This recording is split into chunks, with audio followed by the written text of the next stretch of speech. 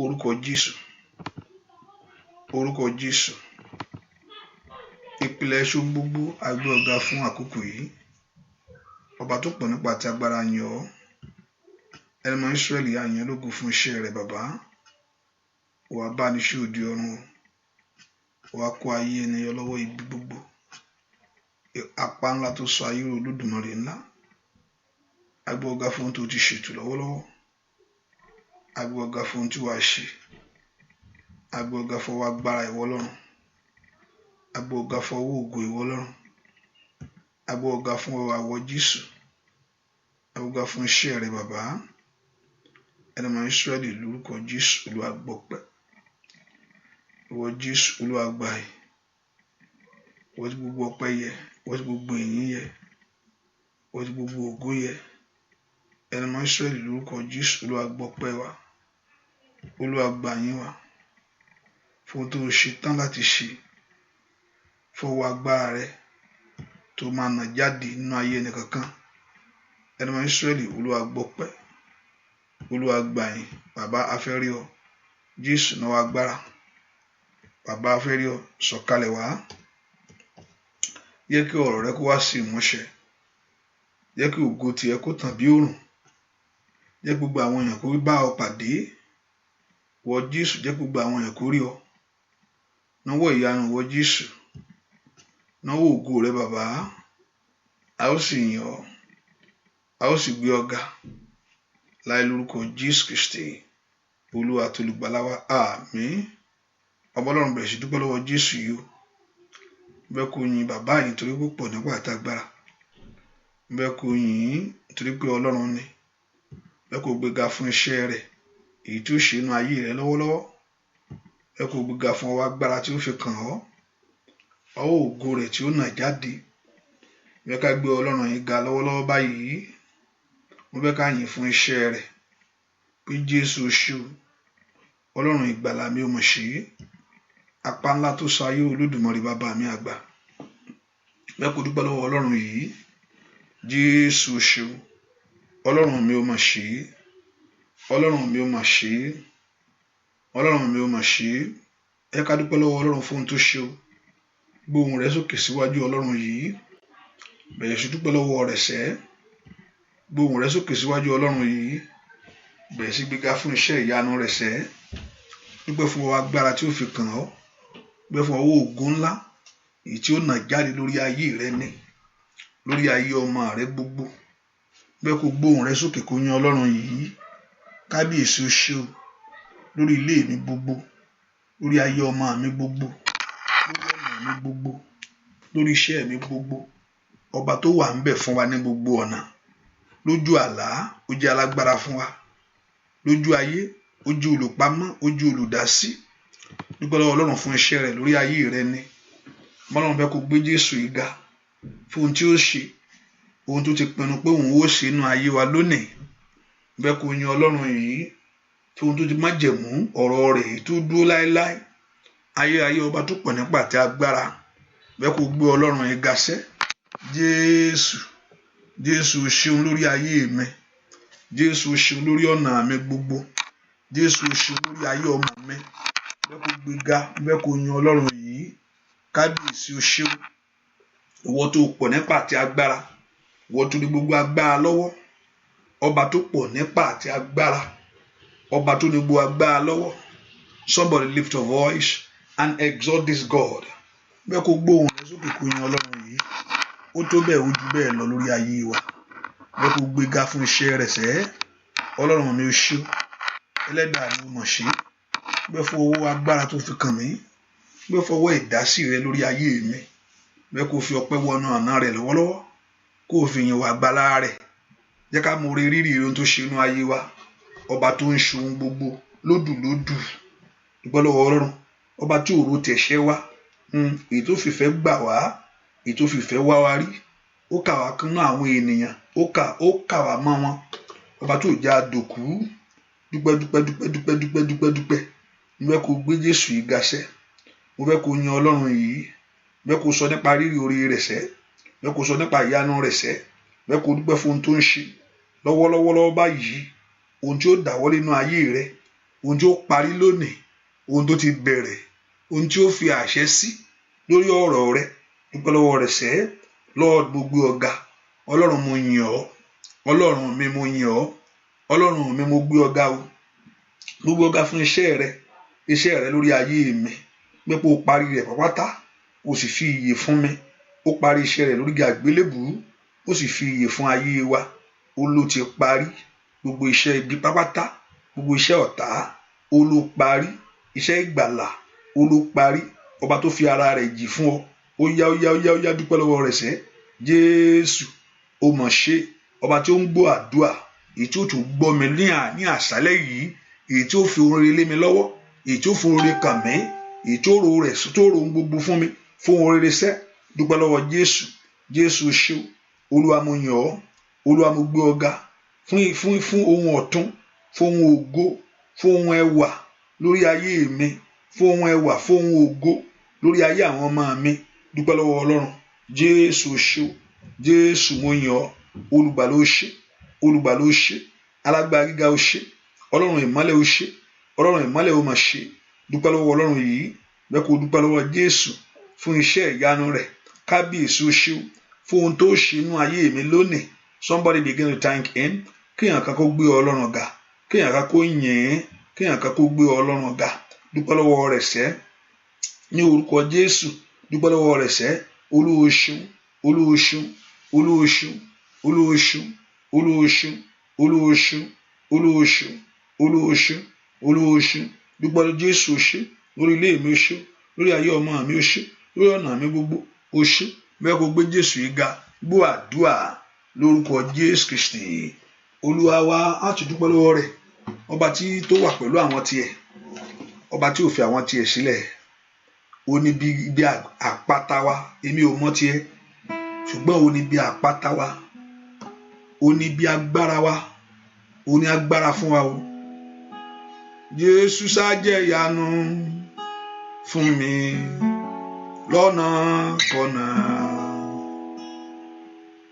Àpè Jésù lábá, àpè lólúwa, àpè lólùgbàlà. Bẹ́ẹ̀ mi tó tilẹ̀ morúkọ tí bá pè Jésù, ṣùgbọ́n Jésù ṣáájẹ́ ìyanu. Dúpẹ́ lọ́wọ́ rẹ̀ sẹ́. Dúpẹ́ lọ́wọ́ Jésù ó ṣe o.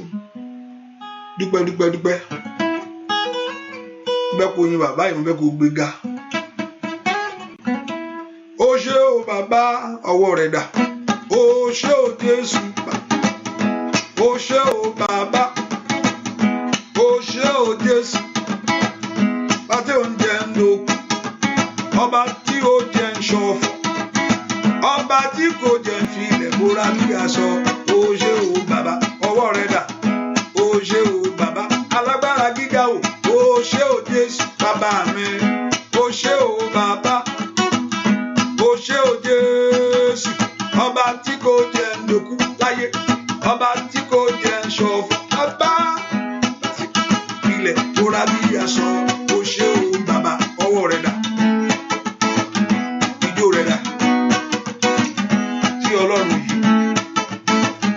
Ọba tó pọ̀ ọmọ tó wọ gbogbo. Ò bá yìí sẹ́. Alágbára ni o. Abániṣe òde ọ̀hún ńlá. Abániṣe ní gbogbo ọ̀nà. Ọba tí ò dojú ti àwọn tiẹ̀ láyé. Ọba tó pa wá mọ́ tó kó wa yọ o. Kábíyèsí o ṣé o, Olódùmarè. Kábíyèsí o ṣé o, bàbá mi. Ò bá gbéga sẹ́, óyá. Alágbára gíga o, bàbá mi. Ó ṣé o bàbá. Ó ṣé o Jésù. Ó ṣé o bàbá. Ó ṣé o Jésù. Ọba tí kò jẹ ń dòkú. Ọba tí kò jẹ ń dọ̀ṣọ̀fọ̀. Ọba tí kò jẹ ń filẹ̀ bóra bí aṣọ. Ó ṣé o bàbá. Bàbá ó ṣé o. Ó ṣé o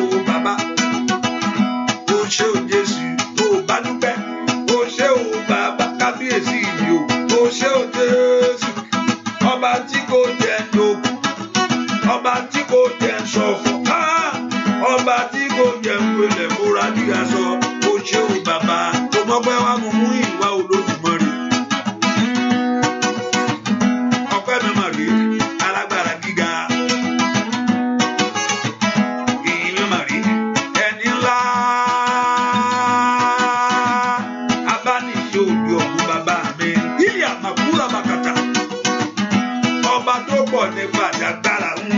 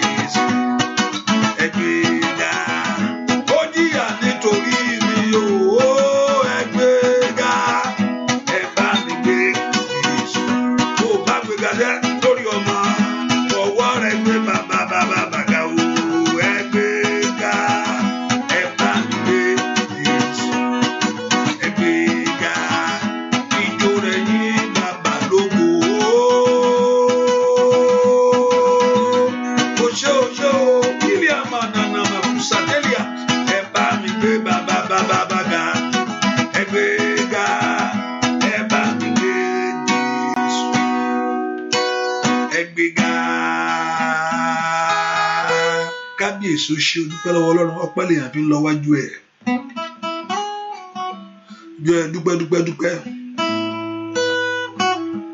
dúpẹ́ lọ́wọ́ Jésù yìí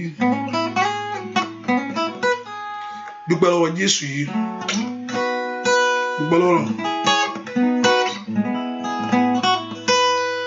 Olúwa, Olúwa, àánú rẹ̀ wá ayé ká.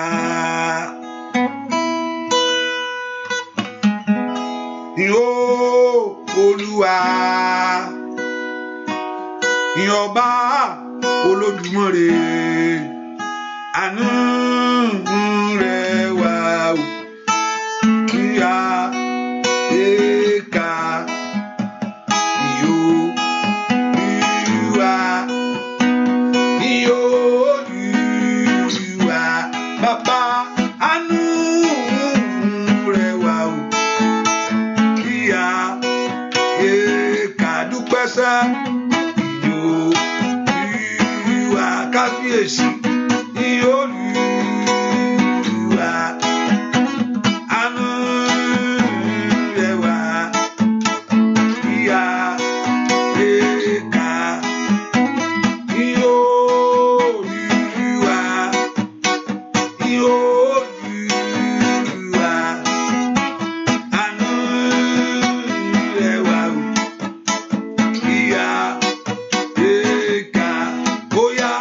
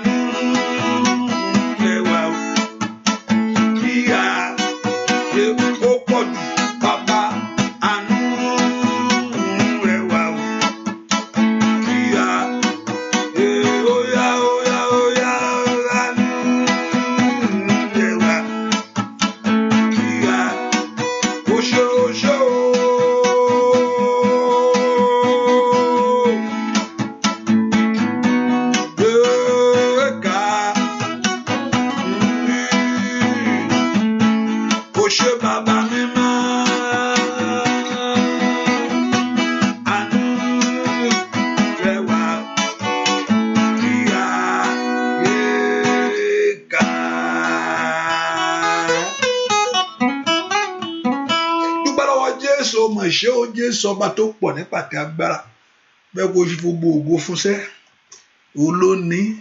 He deserve it all from you, from me, from everyone. He deserve all the praise. He deserve all the worship. He deserve all the honor. Somebody, let's lift our voice and give to him what he deserves from us today.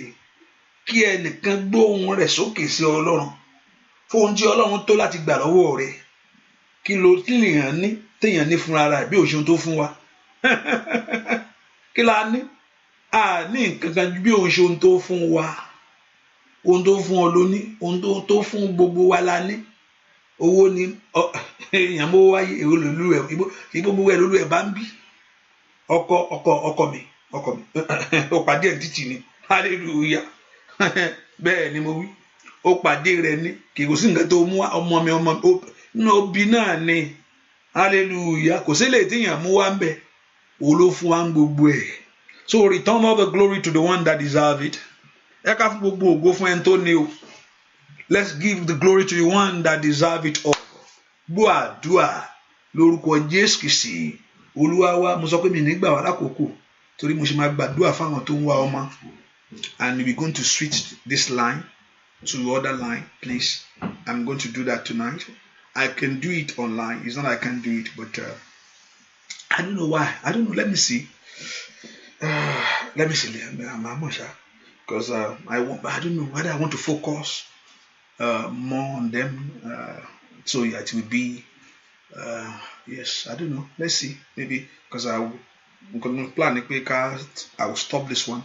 And I will switch to Zoom line so I can able to pray along. It's probably 10 minutes, 20 minutes. Just pray with you.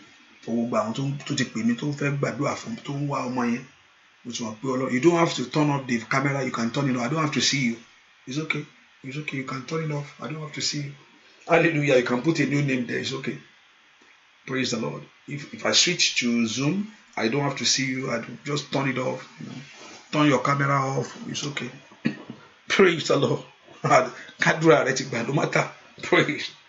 Ẹ pọ orúkọ Jésù. Olúwa mo wá mo tọ̀ wá. Father, I'm here tonight. Olúwa mo wá mo tọ̀ wá. Wọ Jésù. Má ṣe ro tẹ̀ṣẹ̀ mi tẹ̀jẹ̀ rẹ ní kó rò. Ẹ pọ orúkọ Jésù. Olúwa má ṣe ro tẹ̀ṣẹ̀ rẹ pé tẹ̀ṣẹ̀ mi ní ọ̀tá ń fún ọ rò láti jọ́ yìí. Láti kí n má ra àánú gbà. Ẹ pọ orúkọ Jésù bá pé ẹ̀ṣẹ̀ ìran mi ní ọ̀tá mú ìwọ Ọlọ́run rò lórí ọ̀rọ̀ mi pé kí ọwọ́ àánú má kàn mí. Olúwa má ṣe ro ti ẹ̀ṣẹ̀ mi, ro ti ẹ̀jẹ̀. Níbi tí àánú ti ń ṣàn nìyẹn, níbi tí oore ọ̀fẹ́ ti dájú nìyẹn, níbi ẹ̀jẹ̀ rẹ̀ ìyà tó jẹ́ nítorí tiẹ̀. Ẹ pọ orúkọ Jésù. Olúwa má ṣe ro ti ẹ̀ṣẹ̀ mi, fàánú gbà mí. Mo mara mi. I agree with you pé ẹ̀ṣẹ̀ ni mo gbà, mo ní ẹ̀ṣẹ̀ ni èrò ọkàn mi, ẹ̀ṣẹ̀ ni porúkọ Jésù. Ṣùgbọ́n mo wá síbi àánú ńlá. I'm here with your mercy. Mo wá kó fàánú gbà mí. Mo wá kó ṣàánú fún mi. Mo wá kó dá mi láre. Olúwa fàánú lá gbà mí. Porúkọ Jésù dáadáa. Manone lebo koshata yaba. Le prendo tu ke lebo shate. Porúkọ Jésù. Oya. Ọmọ Ọlọ́run lanu kó gbàdúrà. Olúwa ro ti ẹ̀jẹ̀ rẹ. Má ṣe ro ti ẹ̀ṣẹ̀ mi. Somebody pray in the name of Jesus. Porúkọ Jésù dáadáa. Gbọ́ àdúrà lórúkọ Jésù Kristi. Olúwa ro ti ẹ̀jẹ̀ rẹ. Alágbára o. Ro ti ẹ̀jẹ̀ rẹ. Jésù mi. Bàbá mi mọ̀ gbà mí lọ́wọ́ ogun èṣù. Ẹ̀jẹ̀ rẹ óyá ní ìhòòhò. Bàbá mi máa ń ro ẹ̀jẹ̀ rẹ. Alágbára o. Ro tẹ̀jẹ̀ rẹ. Jésù mi o. Bàbá mi mọ̀ gbà mí lọ́wọ́ ogun èṣù. Bàbá ẹ̀jẹ̀ rẹ ní ìhòòhò.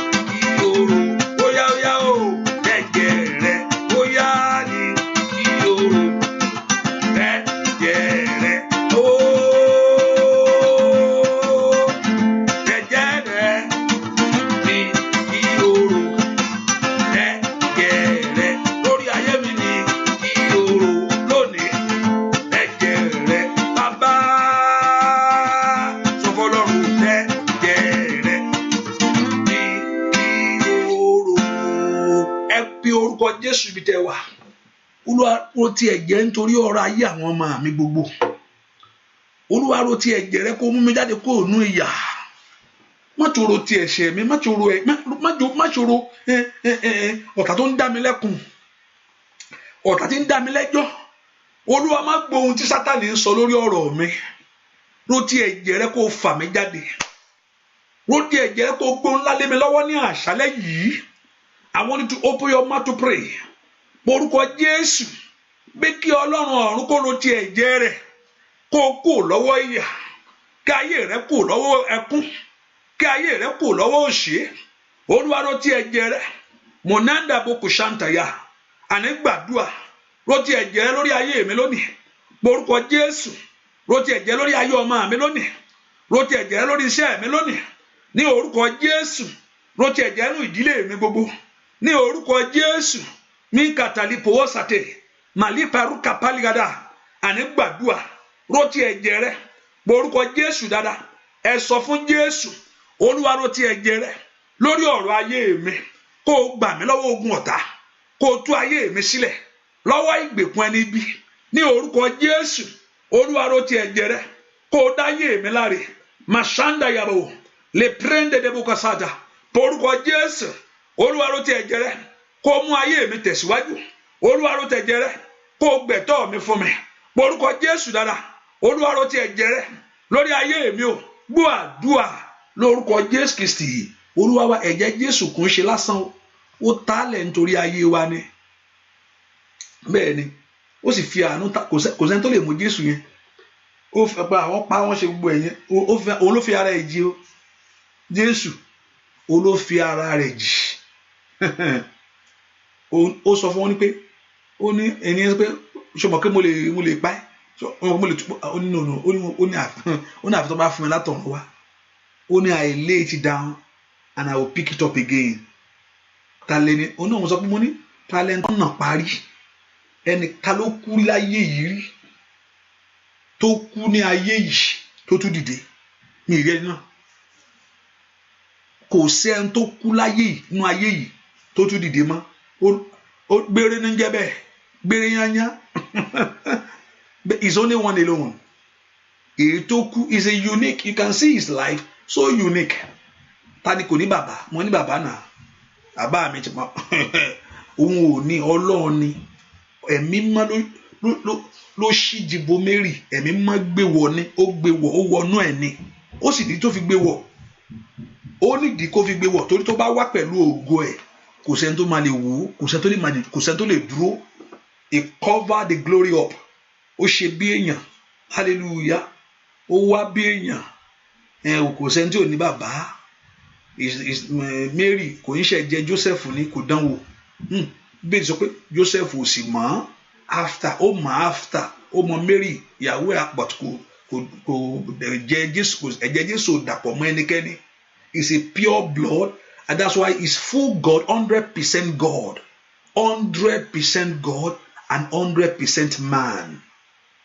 You can see as a man, tired, bí èèyàn, ibi apá, bí èèyàn ó rẹ̀, I'm tired, ó sọ pé ó rẹ̀ ó sùn ló boat, ó rẹ̀, bí èèyàn nìyẹn. Ṣùgbọ́n bí Ọlọ́run náà tó bá tó in that position, he works in two divinity, as a man and as a woman, as a God, full God. Ta ló lè sọ fún kí òkú kó dìde? Ó ní orúkọ mi, Lásárù jáde wá. Ohun tó bá gbàgbọ́ in me, kò sọ pé kò bá gbàgbọ́ ní Ọlọ́run. Ó ní if you believe in me, he point everything to himself. Àwọn Ọlọ́run sọ pé Ọlọ́run, àṣẹ Ọlọ́run ló fi ṣe, àṣẹ ara ẹ̀ ló fi ṣe. Ohun tó bá gbàgbọ́ in me, he point everything to himself.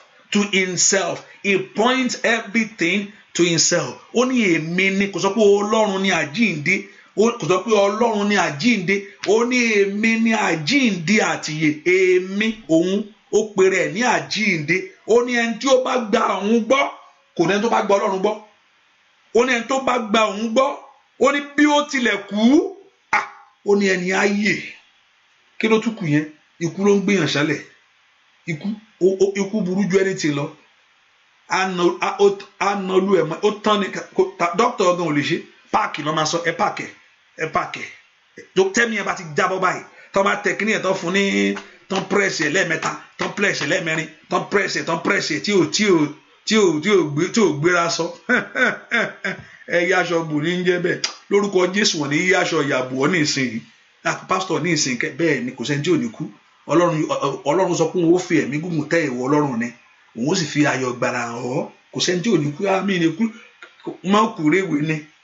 mọ́ kúrèwé ní jẹ́ bẹ́ẹ̀ kò sẹ́ni tó ní kú ṣùgbọ́n ikú gbé Jésù yìí jẹ ó gbé mì ó gbé ó ní ikú oró rẹ̀ dà ìsà òkú ìṣẹ́gun rẹ̀ dà Abraham ikú mu ó nà mọ́lẹ̀ yányán bẹ́ẹ̀ ni Adam ó gbé ó nà án kò sẹ́ni tó tí òun tó nà mọ́lẹ̀ ṣùgbọ́n ó gbé Jésù yìí àgbétì ni àgbétì ni ó jíǹde ó na ikú pa bẹ́ẹ̀ ni ó wá fún wa ní ìyè pẹ́ẹ́n tó bá gba òun gbọ́ tó bá gba òun gbọ́ gẹ́gẹ́ bí Olúwa àtolùgbàlà bí ẹni ẹ bá tiẹ̀ wá kú o tí kú bá jẹ pé tí kú tiẹ̀ yọjú sí ṣùgbọ́n á pàpà yè torí ìyè ń bẹ lọ́wọ́ Jésù hallelujah so he's able to put is sufficient enough to put our trust in him is sufficient enough to trust in him is sufficient ikú ó ní agbá gbogbo nǹkan sọnù wẹ́rẹ́kẹ́tẹ́ ni yóò gba kó ló burú jù kò sí ẹni tó olówó tó bá mú báyìí yóò nà mọ́lẹ̀ yànyànyàn president àìmọye president ti mú tí ó nà mọ́lẹ̀ bẹ́ẹ̀ ni ọba ayé yẹn gan yóò ṣàdé lórí ni ayọ̀ adé lórí ẹlòmíì yóò jùlẹ̀ ní kí ni ń jẹ́ bẹ́ẹ̀ ṣùgbọ́n ó gbé Jésù lágbètì ẹ pọ orúkọ Jésù ìwọ Jésù dá sí ọ̀rọ̀ mi ní àṣálẹ́ yìí dá sí ọ̀rọ̀ ayé mo fẹ́ rí ọ bẹ́ẹ̀ kó sọ ọ̀rọ̀ rẹ di mímọ̀ fún mi ní I want to manifest yourself to me mo fẹ́ kó sọ ọ̀rọ̀ rẹ di mímọ̀ fún ayé mi lónìí mo fẹ́ kó sọ ọ̀rọ̀ rẹ di mímọ̀ fún ayé mi Jésù tó wà láàyè yìí mo fẹ́ kó di mímọ̀ fún gbogbo wa ní àṣálẹ́ yìí mo fẹ́ kó mọ̀ pé ọ̀rọ̀ náà òtítọ́ ni mo fẹ́ kó mọ̀ pé ọ̀rọ̀ náà òtítọ́ ni pé Jésù wà láàyè sọ̀rọ̀ rẹ di mímọ̀ lórí ayé mi monanda bakatada ṣèdóbi kútó perosate borúkọ dùà lórúkọ Jésù Kristi Olúwa wa ti bá sọ nípa Jésù tí ìyanu ò bá tẹ̀lé kò tí ì pé tí ìyàn bá sọ nípa Jésù tí ìyanu ò bá tẹ̀lé kò tí ì pé it's not complete tí n bá sọ nípa olùgbàlà pé ó wà láàyè tí ìyanu ò bá tẹ̀lé kò pé bàbá mo fẹ́ mọ̀ pé ó wà láàyè náà mi sí bẹ́ẹ̀ gbàtọ́ pàdà mo gbọ́ pé ó kú ni báwo ṣe máa gbàgbọ́ pé lóòótọ́ you need to believe first èèyàn láti kọ́kọ́ gbàgbọ́ pé ẹ jẹ́ kí n kọ́kọ́ rí náà mi ìgbàgbọ́ kọ́ nìyẹn pé ẹ jẹ́ kí n kọ́kọ́ rí náà màá gbàgbọ́ tí bá ti rí ìyanu yẹn màá gbàgbọ́ no kò gbọdọ̀ rí bẹ́ẹ̀ wàá kọ́kọ́ gbàgbọ́ pé ó lè ṣe kó tó rí ìyanu wàá wá dúró tí ìyanu yẹn bá jáde so the completion of everything is when the manifestation of his power pé ìwọ tó ń wọ ọmọ yẹn pé kọ́dún tó parí wàá lóyún yẹn wàá sì bímọ ìyanu bẹ̀ nìyẹn o ìwọ tó ń wá iṣẹ́ pé kó oṣù tó parí wọ́n á fi iṣẹ́ yẹn fún ọ pé o béèrè o sì rí gbà ìdí yẹn tó mọ̀ pé Jésù wà láàyè nìyẹn báà nìyẹn fẹ́ mọ̀ pé ó yàtọ̀ sáwọn ọlọ́run mìíràn kí ni ìyàtọ̀ rẹ̀ pẹ̀lú ọlọ́run mìíràn pé wọ́n létí wọ́n gbọ́ wọ́n lójú wọ́n sì ríran ṣùgbọ́n òun gbọ́ òun ló ń fìyàn létí òun ló ń fìyàn lọ́wọ́ kí ni ìyàtọ̀ ọbẹ̀ pé ohun tó àìní rẹ o pé kó bá pàdé kó bá ayé mi pàdé ní àṣálẹ́ yìí ẹ jẹ́ kí ogun ayé mi kó wọlẹ̀ ẹ jẹ́ ẹ bá ayé mi pàdé ní àṣálẹ́ yìí ẹ jẹ́ kí ìjà ayé mi tán bá ayé mi pàdé ní àṣálẹ́ yìí meet me at the point of my need kí ògo ńlá kó farahàn nínú ayé mi bẹ́ẹ̀ ni ó sì rí Jésù Olúwa Jésù bá ní mi pàdé ọmọ Ọlọ́run ṣẹ́gun fún mi ọwọ́ rẹ̀ dà Jésù bá ní mi pàdé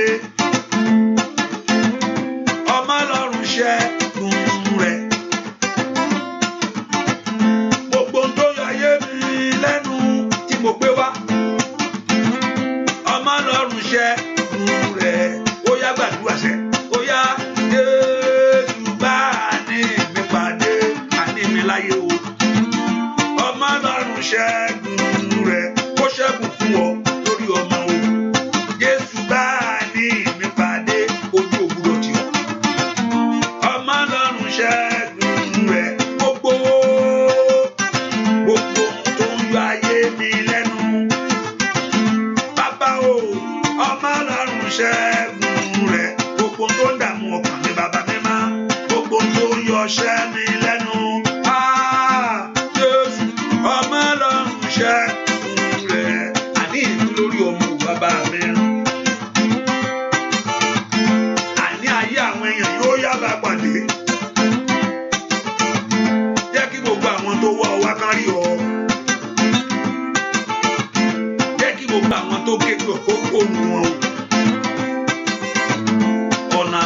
kó là fún ayé iṣẹ́. Oníkóòlùwà kó ṣe yín lóore. Anna Yagaba, oníkóòlùwà kó yòwè nínú ayé yín. Ìyanu ńlá kó ṣẹlẹ̀ o. Ògo ńlá kó farahàn. Ilé àmàkóso àdàdàdà kò ń dẹ̀ fẹ́ Ọlọ́run kó fún yín. Bàbá Jésù báyìí ní ìwà pàdé. Ọmọ Ọlọ́run ṣẹ́gun rẹ̀. Jésù báyìí ní ìpàdé ṣẹ́ o. Ọmọ Ọlọ́run ṣẹ́gun rẹ̀. Gbogbo óyá gbogbo ń tó yọ ayé mi lẹ́nu. Ọmọ Ọlọ́run ṣẹ́gun rẹ̀. Pé orúkọ gbogbo tó ń dí mi lọ́wọ́. Gbogbo tó jẹ́ bí ìdíwọ́ àti ìdènà nú ayé mi lónìí. Olúwa parẹ́. Gbogbo tó ń dí mi lọ́wọ́. Gbogbo tó jẹ́ bí ìdènà àti ìdíwọ́ nú ayé mi lónìí. Ọ̀run mú kúrò. Ẹ pé orúkọ Jésù. Ìwọ agbára ìdíwọ́. Ìwọ ipá olùdènà ní ọ̀nà ayé mi gbogbo. Ìwọ agbára ìdíwọ́. Ìwọ agbára olùdènà nínú ayé àwọn ọmọ mi gbogbo. Orúkọ Jésù. Ìwọ ìdíwọ́. Ìwọ agbára olùdènà ní ọ̀nà ayé mi lónìí. Ẹ pe orúkọ Jésù. Ọ̀run mú kúrò. Ẹ gbàdúrà. Gbogbo ipá olùdíwọ́. Gbogbo agbára olùdènà. Gbogbo tó fẹ́ sọ ọ́ di aláìlágbára lórí mi. Ó yá. That thing that's in your life that is holding, that is robbing you of God's blessing. Ohun tó ń di ayé rẹ lọ́wọ́. Ohun tó ń di ọ̀nà rẹ lọ́wọ́. Orúkọ Jésù. Olúwa mú kúrò. Olúwa mú kúrò. Ìwọ ìdíwọ́. Ìwọ ìdènà ní pàṣọ dàgàbà ṣàdúbàkú ṣètè. Orúkọ Jésù. Olúwa mú kúrò. Olúwa mú kúrò. Náà agbára ńlá. Náà agbára ńlá. Náà agbára ńlá. Náà agbára ńlá sínú ayé àwọn èèyàn yìí. Olúwa náà agbára jáde. Olúwa náà agbára jáde. Olúwa náà agbára jáde sórí sí ayé àwọn èèyàn yìí ní orúkọ Jésù. Náà agbára jáde ní orúkọ Jésù. Náà agbára jáde ní orúkọ Jésù. Náà agbára jáde gbọ́ àdúà lórúkọ Jésù Kristi Olúwa wa. Àmín. Ẹ̀dá mi lò mo fẹ́ ká ẹ̀dá mind if you don't mind. Is anyone that don't understand Yorùbá here? Ẹni tí ò bá gbọ́ Yorùbá kó jẹ́ kí n mọ̀ kíákíá o. Hallelujah. If you are here that you don't understand Yorùbá, má sọ pé ẹni tó mi gbọ́ tí ẹ̀ gọ́ tí ò gbọ́ rárá no Yorùbá ẹni tí ò gbọ́ nǹkan kan ní jẹ́bẹ̀. Hallelujah. Praise the Lord. Is anyone here that don't understand Yorùbá? Tí ò gbọ́ ẹ jẹ́ ká tètè mọ̀ so we know how to interpret for you. Praise the Lord. So nobody, gbogbo alagbo. Okay, it's okay. That's good. Okay, that's good. Praise the Lord. Hallelujah. Mo fẹ́ bèrè kankan. Orúkọ wo láti fi fún wa? Orúkọ wo gẹ́gẹ́ bí onígbàgbọ́ ẹ dá mi lóhùn.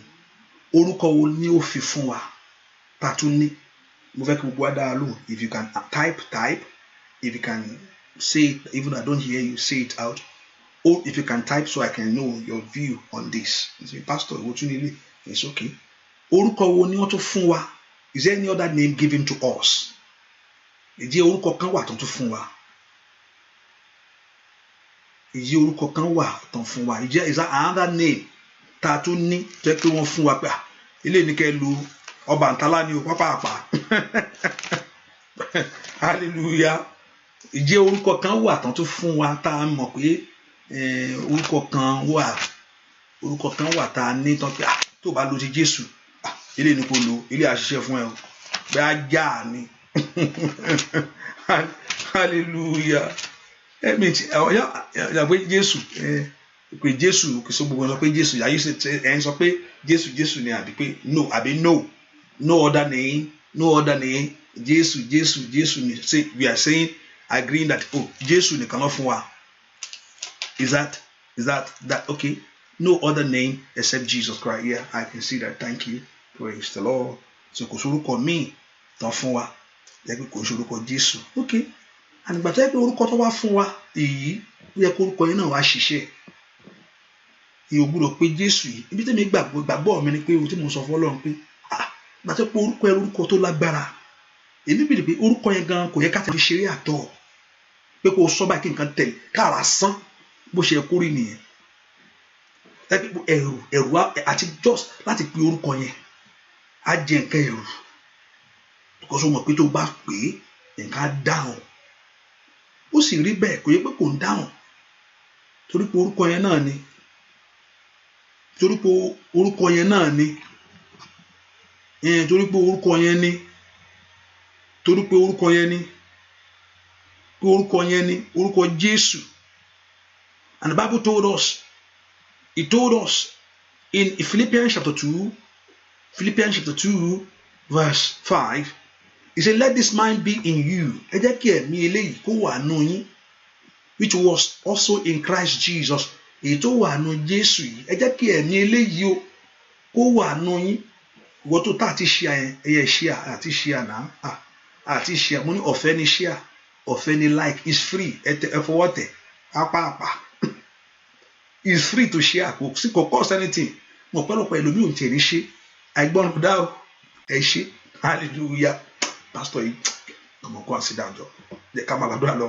Ẹ ṣe ẹ fọwọ́ tẹ̀ pápá. Hallelujah. Let this mind be in you, which also in Christ Jesus, who being in the form of God, thought is not to be robbery, to be equal with God. Is in the form of God himself. Thought to be equal. Ohun àtọ́lọ́run ti ṣe bẹ́ẹ̀ ṣùgbọ́n he thought not to be robbery, to be equal. Ohun àtọ́lọ́run tó bá sọ pé ohun àtọ́lọ́run déédéé ni, it's okay. It's not a robbery thing. But he made himself no reputation. He took up in the form of a servant. Ọlọ́run ni ṣùgbọ́n ó wá di ìránṣẹ́. Thought not to be equal, not to be equal. But he put on a servanthood. Ọlọ́run ṣùgbọ́n ó wá gbé àwọ̀ ìránṣẹ́ wọ̀. See, he's telling you, let this mind be in you. Ọ̀gá tó dọmọṣẹ́. Ọ̀gá tó di ọmọ ọ̀gá ni. Onílé ilé iṣẹ́ tó wá di servant tó wá ṣiṣẹ́ fún ilé iṣẹ́ yẹn. Bó ṣe rí nìyẹn. Ó ti Jésù ṣe nìyẹn. Olóní ilé iṣẹ́ ṣùgbọ́n ó wá dẹni tó wá ń ṣiṣẹ́ ń bẹ̀. Tó dẹ̀ pé wípé ọ̀gá jókòó mánéjà ní Nàìjíríà. Mánéjà ó jókòó sọ́fíìsì tí ó mọ̀ fẹ́ yányányányá ni. Ṣùgbọ́n níbí mánéjà gbà mí wó rí ń flọ̀ tí ó mọ̀ mú nǹkan tí ó mọ̀ tú nǹkan. Mánéjà ló òyìnbó náà. Mánéjà ò mean anything ló òyìnbó. Nàìjíríà ni mánéjà ti matter. Ọ̀gá nìyẹn mánéjà nìyẹn. Mánéjà gan náà lọ pèpè ló gbọ́ àkọ́dé mánéjà to come and do this. Mánéjà gan yóò bọ̀ síbẹ̀ tí ó mọ̀ mú spanner tí ó mọ̀ tú. Hallelujah. Wọ́n yí pé ẹ lọ gbé kìnìún yẹn wá ẹ̀yin ọmọ. Ẹ lọ ṣe kìnìún. Hallelujah. Made himself no reputation, took in form of a servant, he was made likeness of men. Ó wá gbé àwọ̀ èèyàn wò. I'm going somewhere with this. Being found in fashion as a man, he humbled himself. Ó tẹríba. Ó tẹrí ara rẹ̀ bá. Remember he told us, let this mind be in you, which is in Christ. So it's encouraging us. Jésù tó ní gbogbo agbára yìí lọ́wọ́ o. Jésù tó jẹ́ Ọlọ́run yìí o. Ó di ẹni tó ń ṣe ìránṣẹ́. He called us to be a servant. He made us to be a servant. Truly, he has given you the opportunity to be a blessed person, but also he wants you to humble yourself. So he's telling us, he said he became obedient unto death. Ó gbọ́ títí tí ikú, and even the death on the cross. Ikú orí àgbélébùú, where God also highly exalted him and gave him a name which is above every other name. Ọlọ́run wá gbéga. Ọlọ́run wá fún ní orúkọ kan. Èyí tó ju orúkọ kan lọ. This is what we are going tonight. Ó dán kí ìyanu kó ṣẹlẹ̀. Wàá pé orúkọ yìí. Orúkọ yìí á sì jẹ́ fún ọ níbikíbi tó bá wà. Tó ẹ́ pé lóòtítọ́ ní ọ̀rọ̀ yìí. The word of God has to confirm himself. Ọ̀rọ̀ Ọlọ́run ó láti múra rẹ̀ ṣẹ. You have nothing to do with it. I have nothing to do with it. I don't have to add it. I don't have to sugarcoat it. I just have to present it as it is. Ọ̀rọ̀ Ọlọ́run èèyàn á gbé kalẹ̀ bó ṣe rí ni. Self-name, that's it. You don't have to lie to it. Oh, kí ló fẹ́ bá Ọlọ́run parọ́ fún? Kò ní ìdíkẹ́ ìrọ̀rọ̀ ìrọ̀ ń bẹ̀. Orúkọ Jésù, Olúwa wòsàn. Orúkọ Jésù, Olúwa túlẹ̀. tọ́lọ́ bá wù tó túlẹ̀ tọ́lọ́ ò bá sì túlẹ̀ ìwọ lọ rọ́rọ́ bye God bless you ibi tẹ́mi gbàgbọ́ nìyẹn mi ò ní ìdíkì orúkọ ọlọ́run tú ó sì tú dédé ní èmi kọ́ ní ọlọ́run kéde tó tú ìwọ lóníṣẹ́ hallelujah but lórúkọ lẹ́ni ìyanu yẹn farahàn ayé ẹ̀ that power will manifest in your life. He said that all he says, wherefore God has highly exalted him, gave him a name which is above orúkọ tó anything that you can mention that has a name. Gbogbo tó bá lè pè ní orúkọ, gbogbo tó bá ní orúkọ Jésù jùlọ. Gbogbo tó bá ti ní orúkọ, téèyàn bá ti can name. COVID-19 àgbọ́rí, wọ́n wá orúkọ fún, wọ́n ní 19 ń jẹ́ COVID-19, ó ti ní orúkọ Jésù jùlọ. Bẹ́ẹ̀ ni, torí pé ó ti ní orúkọ yẹn, orúkọ Jésù jùlọ. Ohunkóhun tó bá ní orúkọ láyé, tí ayé bá lè sọ pé this is name, orúkọ Jésù ju gbogbo ẹ̀ lọ. Orúkọ Jésù ó jùlọ. Jésù orúkọ rẹ̀ ó ju ohunkóhun tó bá lórúkọ. HIV ni, àìsàn ni, ohunkóhun tó bá ti pè jáde, tí èèyàn lè sọ jáde, ohun tó jẹ́ ọ̀rọ̀, ìkàpàsáìdà, ohun tó jẹ́ ọ̀rọ̀, ohun tó bá jẹ́ ọ̀rọ̀, orúkọ Jésù jùlọ. Kò sì sí ohun tí ò jẹ́ ọ̀rọ̀, igi wà, ilé wà, ohunkóhun ló jẹ́ ọ̀rọ̀. Torí pé ọ̀rọ̀ ọgọ́ lòun, Jesus is the word of God that became a man. Orúkọ Jésù ó ju gbogbo orúkọ yẹn lọ. And say at that name of Jesus, ní orúkọ Jésù, every knee will bow of things in heaven. Tó ẹ pé ọ̀run láti ṣe táyé ẹni olú ẹ̀ pa. Ó dẹ́kọ́ tẹríba. Kó yẹ pé agbára òkùnkùn tí ń bẹ lójú òfurufú ni.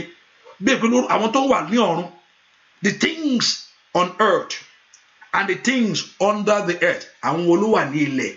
It is two things in heaven and earth and those under the earth. Àwọn tó wà ní ọ̀run, you see three people that will bow. Those in heaven, àwọn tó wà lọ́run, àwọn tó wà láyé, àwọn tó wà lábẹ́ ilẹ̀, àwọn wo ló wà lábẹ́ ilẹ̀? Àwọn tó ti kú, the dead, àwọn the spirit of the dead. Ẹ̀mí òkú, ó dán kan tẹríba.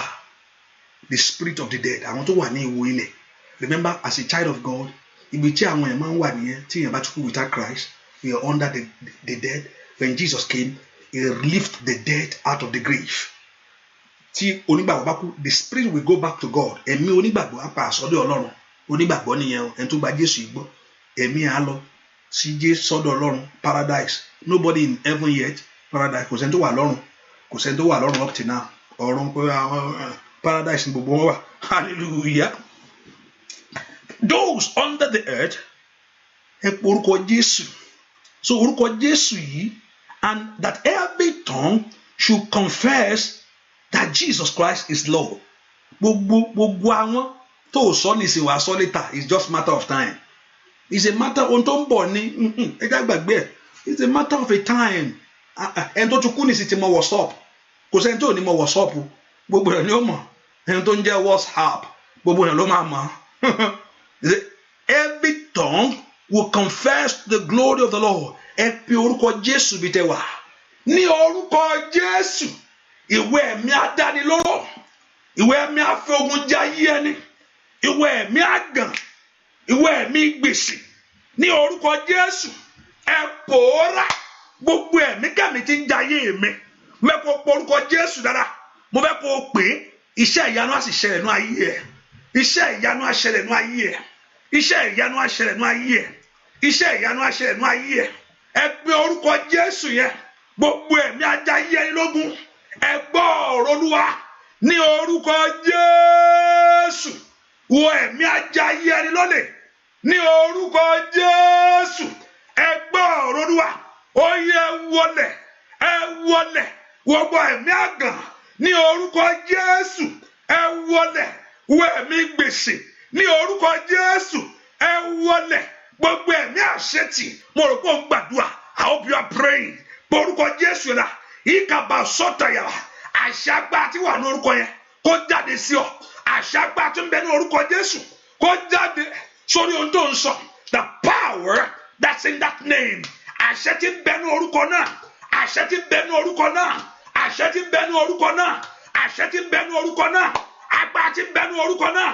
ní orúkọ Jésù ogun ayé ẹ kó pòórá ó máa kó bẹ sọ́tọ̀tọ̀ ní kelebo orúkọ Jésù dára gbogbo ogun tó jà ọ́ parẹ́ parẹ́ parẹ́ parẹ́ parẹ́ ní orúkọ Jésù gbogbo ẹkún àṣetì ní orúkọ Jésù gbogbo ẹkún àmúbọ́ ní orúkọ Jésù gbogbo ẹkún ìtìjú ní orúkọ Jésù gbogbo ẹkún gbèsè ní orúkọ Jésù gbogbo ẹkún olè orúkọ tó ń jà ọ́ ó yẹ parẹ́ ẹ parẹ́ ẹ parẹ́ ẹ parẹ́ orúkọ Jésù dára gbogbo ẹkún àdúrà lórúkọ Jésù kìsáì makari paul ṣáìdà ẹnìkan gbàdúrà gbogbo ẹ̀mí kẹ́mi jáde lára mi orúkọ Jésù dára bẹ́ẹ̀ kó orúkọ Jésù yẹn gbogbo ẹ̀mí kẹ́mi ètí ń bẹ ń dúró ẹnìkan ṣé Fọlákẹ́ mò ń wò wájú mẹ́ni mo rí ṣùgbọ́n Fọláṣadé mò ń gbọ́ àtúmọ̀ mo rí Ṣadé hallelujah ẹ orúkọ Jésù dáadáa gbogbo ẹ̀mí kẹ́mi ètí ń bẹnu ayé mi gbogbo ẹ̀mí kẹ́mi tí ń bẹ ní àyíká àtàyídà mi gbogbo ẹ̀mí aṣọ ayé ẹni ó ti ń lọ ẹ má jẹ́ oríṣẹ́ yẹn mú o ó ti ń lọ ẹ̀dá ní wọn ló pátá gbogbo ẹ̀mí kẹ́mi gbogbo ẹ̀mí kẹ́mi àwọn míì wọ́n máa ń lo ẹ̀mí òkú yes that some people use the spirit of the dead to communicate ẹnìkan sọ the witchcraft man kò tẹ̀ ṣe Nàìjíríà ní máa ó ní ẹ̀mí òkú làwọn máa ń lò the spirit of the dead truly is true and the Bible confirm it too ìbí arákùnrin yẹn ó lọ pe Sọ́ọ̀lù jáde nínú ó pe Sọ́ọ̀lù jáde wá náà Bíbélì sọ náà ẹ̀mí òkùnkùn wà àwọn agbára wà ẹ bá ní kò ságbára Bíbélì gan ó sọ agbára wà agbára ó wà Bíbélì náà testify of it pé agbára wà Jezebel ó ní agbára bẹ́ẹ̀ ni ó ní agbára ìgbà tí Mósè ju ọ̀pá ẹ̀ lẹ̀ tó dejò agbára wo làwọn yẹn náà ní tó fi ju nǹkan náà lẹ̀ tó dejò sọ agbára òkùnkùn wà ẹ bá sọ pé kò ságbára òkùnkùn wọ́n ń tàn ni o wọ́n ń tàn o Bíbélì gan sọ pé kò ságbára òkùnkùn o agbára wà agbára àwọn ọmọ ológun wọn lágbára yẹn òótọ́ ni o bẹ́ẹ̀ ni mo sọ o agbára wà kò yẹ pé kò sí agbára ṣùgbọ́n agbára Jésù jù wọ́n lọ ni Sátánì ní agbára ó sọ fún Jésù pé èmi ni ọmọládé ayé yìí òun ní ayé yìí ó ní lọ́wọ́ Bíbélì pé ọmọládé ayé yìí ó ní ayé yìí lọ́wọ́ ó ní ṣùgbọ́n Jésù gbàgbà lọ́wọ́ ẹ̀ ó ní kò yẹ pé kò ní àwọn tó ń ṣògùn wọn láti gbọ́ pé wọ́n ti ń gé orí látijọ́ yìí àti kéré ni mo ti máa ń gbọ́ pé wọ́n máa ń gé ọmọ gbé wọ́n stop ó tẹ̀ tó wá lékè ń ká ní pé kò wọ́ọ̀kì àwọn ká ti stop gbàkí ní ẹ̀ wọ́ọ̀kì o mo èèyàn tó ń sọ̀rọ̀ Nàìjíríà tó ní statistics ni tó ní information. Thank God for the media now, thank you for the social life now that you can able to call, tell people what is going on. Ọ̀pọ̀lọpọ̀ ló ń ṣẹlẹ̀ Nàìjíríà tí àná yà I'm sọ Yorùbá mo pé Nàìjíríà ní gbogbo wa tó ń ṣẹlẹ̀ Nàìjíríà tí yóò mọ̀ but media ní ìsìn torí social life yẹn ti jẹ́ ká mọ̀ but nǹkan tó kọ̀ tó wá bad rèé pé also use the social life for good things. Ọ̀pọ̀lọpọ̀ ẹlòmíì accident àṣẹlẹ̀ ìṣẹ́ kan gbé wọn a máa fídíò ní ọ̀nà bíi ni ẹ̀ẹ́dẹ̀ gbé ẹni yẹn kẹ́ ẹ tọ́jú ẹ̀ wọ́n máa fídíò kọ́ ni kò kọ́kọ́ ṣe kọ́kọ́ gbé náà kó treat ẹ̀ kó fún ní first aid ó ṣe ṣẹlẹ̀ ní o ẹ̀yẹn kọ́ ẹgbẹ́ ẹ̀rọ lubẹ̀ kẹ́ ẹ gbé kẹ́ ẹ kọ́kọ́ treat ẹ̀ kẹ́ ẹ gbé kí doctor náà tó gbé débẹ̀ náà káwọn náà gbé kán tọ́jú ẹ̀ àwọn doctor Nàìjíríà gbogbo wọn á gbé ọmọ débẹ̀ ẹ máa gbé lọ ó sí kankan kò yẹ kó rí bẹ́ẹ̀ kó má kú ni Ọlọ́run á fún mi lórí ọ̀fẹ́ kó má kú ni hallelujah ẹ kọ́kọ́ du ẹ̀mí ẹ̀ so we know what is going on tó yẹ pé kò sí nǹkan kan àwọn tó ń ṣoògùn yẹn wọ́n ní máa ṣe nǹkan kan wà ń bẹ̀ wọ́n ń ṣe wọ́n ti ń gbé ọmọ wọ́n ti ń jí wọ́n ń kó pátá kò sí lè tí hàn kó bẹ́ẹ̀ ni wọ́n ń fárun lọ oríṣiríṣi arákùnrin kan tá a jọ lọ sí sukùl ojú ní nǹkan ọmọkùnrin ẹ̀ ó sọnù ó gbá ènìyàn mú ni ó gbà mú pé níbí ò ní lọ lójú ẹsẹ̀ ní ẹni ẹ̀ náà dá padà irú agbára wo ló lò tó fi gbà nǹkan lọ́wọ́ ẹ̀ gbogbo agbára tá Sátánì fi gbà nǹkan lọ́wọ́ ẹ̀ gbogbo agbákágbá Sátánì fi gbà nǹkan lójú àlá lójú ayé ni oúnjẹ ojú oorun ni ní orúkọ Jésù kò di asán lónìí àmín bẹ́ẹ̀ kó orúkọ Jésù dáadáa bẹ́ẹ̀ kó pe Jésù bẹ́ẹ̀ kó pe gbogbo ẹ̀mí kẹ́mí èyí tí ń bẹ ní àyíká mi gbogbo ẹ̀mí tá a wá kiri èyí tí ò sínú Jésù gbogbo ẹ̀mí kẹ́mí èyí tí a wá nítorí orúkọ èyí tí ò sínú Jésù, gbogbo ẹ̀mí kẹ́mí èyí tó ní orúkọ èyí tí ò sínú Jésù, ẹ gbọ́ ọ̀rọ̀ Olúwa ní orúkọ Jésù. Gbogbo ẹ̀mí kẹ́mí yíyá masáyidà, gbogbo ẹ̀mí kẹ́mí, gbogbo agbákagbára èyí tí ń bẹnu ayé mi o màyílì kápá ó sàtà, gbogbo agbára ajá ayé ẹni lógun, agbé ayé ẹni sálẹ̀, ayé ẹni mẹ́rẹ̀ ní orúkọ Jésù. Gbogbo ẹ̀mí kẹ́mí, gbogbo every evil spirit èyí tí ayé rán sí mi nìnádì kápá sàtà, ẹ gbọ́ ọ̀rọ̀ Olúwa ní orúkọ Jésù, ẹ pòórá ní orúkọ Jésù, ẹ jáde ní orúkọ Jésù, ẹ jáde màyí pàṣádà oyè kàpíùrù sàkàtà. Gbogbo ẹ̀mí kẹ́mí, ẹ gbọ́ ọ̀rọ̀ Olúwa jáde jáde ní orúkọ Jésù, ní orúkọ Jésù ọmọ Ọlọ́run alààyè mà àríkàórí pàórí sàgà ní orúkọ Jésù. Gbogbo ẹkún ẹwọlẹ̀, gbogbo ẹkún àṣetì in the name of Jesus ilé abakasaida. Gbogbo ẹ̀mí kẹ́mí, ẹ gbọ́ ọ̀rọ̀ Olúwa jáde jáde. Gbogbo àlejò kálejò, gbogbo àlejò kálejò ètò yí ayé ẹ̀ka nàndàlẹ́ ẹ̀rọ ṣàtà. Gbogbo ẹ̀mí kẹ́mí ní orúkọ Jésù, ní orúkọ Jésù. Gbogbo ẹ̀mí kẹ́mí ní orúkọ Jésù, ẹ gbọ́ ọ̀rọ̀ Olúwa ẹ jáde. Gbogbo ẹ̀mí kẹ́mí ní orúkọ Jésù nínú ìdílé mi, nínú ilé mi, iṣẹ́ yìí tán lónìí ní orúkọ Jésù, iṣẹ́ yìí tán lónìí ní orúkọ Jésù, iṣẹ́ yìí tán lónìí. Gbàdúrà dáadáa ní orúkọ Jésù. Gbogbo ẹ̀mí kẹ́mí gbọ́ àdúrà lórúkọ Jésù Kristi Olúwa wa, àmín. Orúkọ náà ní agbára wa, bíi pé orúkọ Olúwa ó ní ilé ìṣọ́ agbára ni, ó ní olódodo sáwọnú orúkọ yìí ó sì là. Ó ní orúkọ Olúwa orúkọ tó lágbára ni, ó ní olódodo sáwọnú orúkọ yìí ó sì là. Bẹ́ẹ̀ kó pọ orúkọ Jésù bí tó wà ní àṣálẹ́ yìí. Ọlọ́run mi, mo sáwọnú orúkọ rẹ lọ, mo fẹ́ kó forúkọ rẹ ìyẹn pé kó rí ìyanu. The good thing pé kí ìyanu farahàn, pé kí ìyanu pé kí ìyanu má jẹ́ kò make any sense sí mi pé ká pé ní orúkọ Jésù kí ìyanu má tẹ̀lé kó wá níyàtọ̀ mbẹ̀.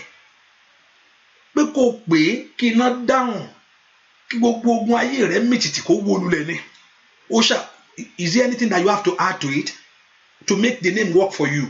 Truly there is, but the work has been finished. Is there anything that you have to add to it to make the name work for you? Yes. Faith. You need to add faith to it. You need to follow. You need to give your life to Jesus Christ. Remember, the son of Silver used that name. Pé lórúkọ Jésù tí Paul, orúkọ Jésù tí apostle tó ń bẹ̀ sọ yípa nísùúrù ẹjọ́ tó Ọlọ́run bá ń ti ń ṣe jẹ́ ọmọ Stephen wà ó bá ṣàlàyé fún ọ ní kankan. Paul àwa mọ̀, Pétérù àmọ́, ẹ̀yin ṣàlàyé ara yín o. Àti orúkọ yẹn àwọn kan sì wà gbàtí Jésù tó àwọn ọmọ èèyàn wá bá Jésù, wọ́n sọ fún Jésù pé àwọn rí kan tó ń lórúkọ ẹ̀ náà. Ó ní kan fi wọ́n lẹ̀, ó ní ẹni tó wà fún wa, ẹni tó wà kò ní wà against wa. Hallelujah, praise the Lord. But the name is available, is sufficient for it. Mo fẹ́ kí ìyanu kó tẹ̀lé orúkọ yìí o. Ìwọ Jésù, báwo ni a ṣe pe orúkọ yìí? Mo fẹ́ kó o ṣe kí ìyanu kó tẹ̀lé. Mo fẹ́ kó o mú ohun tí ayé ti dì mọ́wọ́, mo fẹ́ kó o gbà jáde. Bó bá ṣe ń pe orúkọ yìí, ohun tó ti dání fá lórí ayé ẹ, kọ́lọ́run kó bàjẹ́. Ọ̀pẹ̀lẹ̀ tí ayé gbélulẹ̀ nítorí ìran rẹ, mẹkálì kàtàkàtàyà, gbogbo ọ̀rọ̀ àsọtẹ́lẹ̀ òkùnkùn ní orúkọ Jésù kó bàjẹ́. Ohun táyé sọ pé ò lè ṣe mọ́, kọ́lọ́run fún ọ ṣe.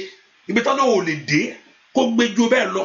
Mo sáwọ ní orúkọ rẹ, orúkọ Olúwa kó ṣẹ́ fún ayé yín lónìí. Mo fẹ́ kó po orúkọ Jésù yẹn ní orúkọ Jésù Kristi ọmọ Ọlọ́run alààyè. Èmi gba ìtúsílẹ̀ lọ́wọ́ ogun àìní ní orúkọ Jésù Kristi ọmọ Ọlọ́run alààyè.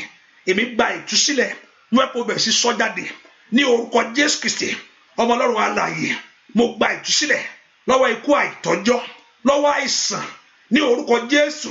Ìwà gbọ́ Ọlọ́run bẹ̀ sí farahàn, ìwà gbọ́ Ọlọ́run bẹ̀ sí farahàn. Orúkọ Olúwa ṣe lónìí, orúkọ Olúwa farahàn. Orúkọ tí ń bẹnu agbá tí ń bẹnu orúkọ yìí, di mímọ̀ yìí ó yá bẹ̀ sí sọ jáde ibi tó fẹ́ kó ti bọ́ lọ́wọ́ ogun yẹn ibi tó fẹ́ kó ti gbà tú sílẹ̀ yẹn orúkọ Olúwa tú àwọn èèyàn yìí sílẹ̀ orúkọ Olúwa tú àwọn èèyàn yìí sílẹ̀ orúkọ Olúwa tú àwọn èèyàn yìí sílẹ̀ orúkọ Olúwa tú àwọn èèyàn yìí sílẹ̀ orúkọ Olúwa tú àwọn èèyàn yìí sílẹ̀ orúkọ Olúwa tú àwọn èèyàn yìí sílẹ̀ orúkọ Olúwa tú àwọn èèyàn yìí sílẹ̀ orúkọ Olúwa tú àwọn èèyàn yìí sílẹ̀ orúkọ Olúwa orúkọ Jésù gba ìtúsílẹ̀ ní orúkọ Jésù gba ìtúsílẹ̀ ní orúkọ Jésù ìwọ ẹ̀mí kẹ́mí tí ń bẹ náà yíká ìwọ ẹ̀mí kẹ́mí èyí tí ń bẹ náà yídà ìwọ ẹ̀mí kẹ́mí ajínigbé ìwọ ẹ̀mí kẹ́mí abarijẹ́ ìwọ ẹ̀mí kẹ́mí asọ̀rìdànù ẹ gbọ́ ọ̀rọ̀ Olúwa ẹ jáde iṣẹ́kíṣẹ́ kó bàjẹ́ agbárakágbára kó sọnù óyá ní orúkọ Jésù ẹ mọ òmìnira ẹ gba ìtúsílẹ̀ ní orúkọ Jésù ẹ gbà ìtúsílẹ̀ ní jẹ́bẹ̀ gbà ní orúkọ Jésù ẹ gba ìtúsílẹ̀ ní orúkọ Jésù ẹ gba ìtúsílẹ̀ ní orúkọ Jésù ẹ gba ìtúsílẹ̀. Mo gbàdúrà fẹ́nìkan ohun tí wọ́n ń nà sí ẹ tọ́wọ́ ẹ ò tó láti mú mo gbàdúrà fẹ́nìkan lọ́wọ́ báyìí ohun tó ń fẹ́ fún ẹ tọ́wọ́ ẹ ò tó láti mú ní orúkọ Jésù agbára Ọlọ́run kó balẹ̀ àmín sàmì dáadáa ohun tó ń nà sí ẹ láti fún ọ èyí tí ó bá ṣe ń nà jáde ọwọ́ ẹ ò tó láti mú mèyí yàkà power cider mo pa ní àṣẹ ní orúkọ Jésù mo ní kí Ọlọ́run kó fi ọwọ́ kún ọwọ́ ẹ àmín gbogbo rẹ̀ táyé ń tọ́ nà sí ọ láti gbà èyí tó ò rí gbà gbogbo rẹ̀ tọ́ nà sí ọ tó ní kó mú tọ́wọ́ rẹ̀ ò mú ní orúkọ Jésù ọ̀run kó gbélé lọ́wọ́ àmín ó yá ọ̀run kó gbélé lọ́wọ́ àmín ọ̀run kó gbélé lọ́wọ́ àmín ó yẹ rírí ayé yìí gbà àmín orúkọ Jésù gbogbo ipá òkùnkùn ní orúkọ Jésù gbogbo ètékété ọ̀tá ní orúkọ Jésù gbogbo àbákábà ní orúkọ Jésù gbogbo ìmọ̀kímọ̀ ní orúkọ Jésù gbogbo ọ̀rọ̀kọ́rọ̀ ní orúkọ Jésù gbogbo ìṣekíṣe ní orúkọ Jésù gbogbo agbákágbára agbára oṣóni àjẹ́ni ẹbọlógún ni ẹni òkùnkùn ni ní orúkọ Jésù lórí ayé rẹ lónìí ó yá dasán àmín ó makali power saya gbogbo agbá tó pinnu láti bọ́ ọ síwòwò láyé ní orúkọ Jésù torí pé o gbẹ́kẹ̀lé Jésù torí pé o wo Jésù yìí fún ìtúsílẹ̀ kò sẹ́ni tó wà nígbà ayé rẹ̀ ó ní orúurú ní àìsàn wọn ó ní gbogbo wọn fi ayọ̀ lọlé tó bá rí bẹ́ẹ̀ gbogbo àwọn èèyàn ti wá bá ọ ní àṣálẹ́ yìí Ọlọ́run mi ò gbogbo àwọn èèyàn ti gbójú wọn sókè sí ìwọ Ọlọ́run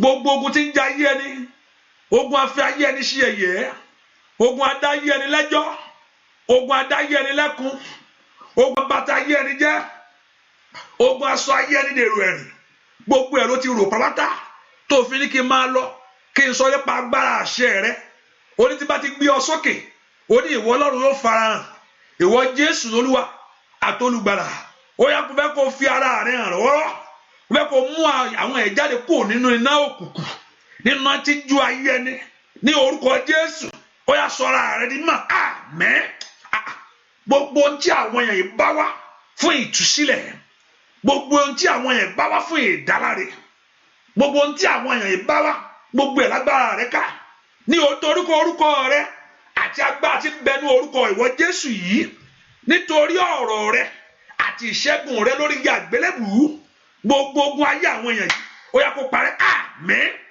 let every battle disappear gbogbo ogun tí ń bẹ ní ayé àwọn èèyàn yìí ní orúkọ Jésù kó dogun ìgbàgbé àmín gbogbo ogun tí ń bẹ ní ayé àwọn èèyàn yìí ìwọ lẹ gbọ́ ọ̀rọ̀ Olúwa líkàpẹ́rù ṣáìdà lèlèrí kàpọ́ọ̀lù kìtàlíà ìwọ lẹ gbọ́ ọ̀rọ̀ Olúwa ní orúkọ Jésù bí ogun náà mi àmín bí ogun náà mi àmín bí ogun náà mi àmín ìwọ lẹ gbọ́ ọ̀rọ̀ Olúwa ní orúkọ Jésù gbogbo ìdààmú ọkàn ètò ti káfà ṣáìdà lìtẹ̀rì boko ṣètìlíà mòròbàkúdà kàtàtìlíà ní orúkọ Jésù gbogbo ìdààmú ọkàn kó wọlé àmín Olúwa kó gbè yín níjà ẹ lọ́nú ìṣẹ́gun ogun yẹn dogun ìgbàgbé o ìjà rẹ tán lónìí mo béèrè fún ìfarahàn rẹ̀ mo ní pé tá a ṣe gbàdúrà yìí kí àmì tẹ̀lé ni ohun tó múṣẹ́ yẹn parí nìyẹn o kéèyàn kan gbàdúrà tí nǹkan kan ò tẹ̀lé iṣẹ́ ò tí ì parí bẹ́ẹ̀ ni iṣẹ́ ò parí kí wàá ní gbogbo rẹ̀ ayé ẹ̀gán sọ fún mi pé kí wàá ní gbogbo àdúrà tó máa ń gbà náà kí ni prayer tó máa ń send sí mi yẹn gan kí wàá ní àǹfààní gbogbo prayer tó wá ti wá ń send sí mi tó yẹ pé òun gbà kan sí kan yẹn ò tiẹ̀ ń sí mi àwọn àgàlà tó advice yẹn ayé ò rí ìyanu tó bá advice olú ẹ̀ pé ó sí mi kó jókòó jẹ́ àdúrà yẹn tó máa ń gbà yẹn ti pọ̀ jù tí nǹkan bá ṣẹlẹ̀ wá ní gbogbo ọjọ́ tó Ọlọ́run ohun tó ń ṣiṣẹ́ fún ẹ yẹn máa ṣe lọ ohun tó yẹ kó jáde nìyẹn pé ohun tó ń gbà yẹn